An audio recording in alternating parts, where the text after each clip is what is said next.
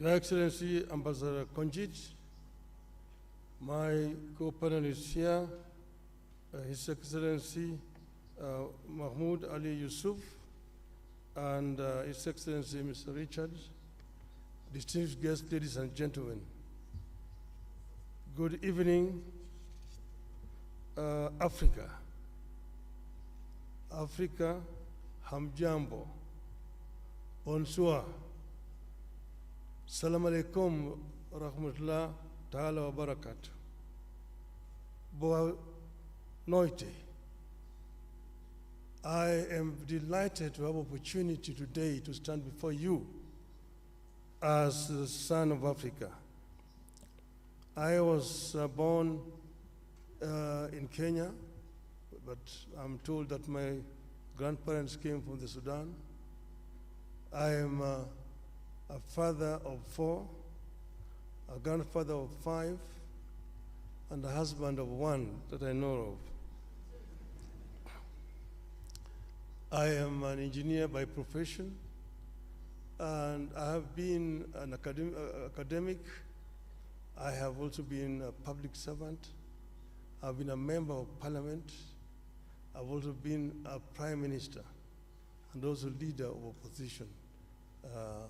In those capacities, I've tried to do my best, and I've gained a lot of experience in terms of management of public affairs.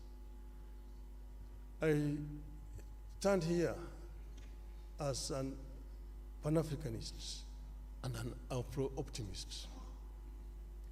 2 months ago, that is on the 21st of October, this year we were here in Addis Ababa. We had been invited as members of the families of the founding fathers of the African Union to come and witness the reopening of the Africa Hall. That's the hall where the OAU was launched in 1963. And we're happy to be here with Madam Ambassador Konjit, who was there as a young girl at that time. It is now 61 years since the launch of the Organization of African Unity. And at that time, if you read the speeches of the founding fathers on that day, they were very passionate, and all of them talked about African unity. Where there was a difference was, when do we achieve this unity? There are those who, under the school of thought, that the unity now. There are those who said, no, we need to be gradual in this. Let us first build the building blocks, the regional unions, which will eventually translate into formation of the African Union as a whole.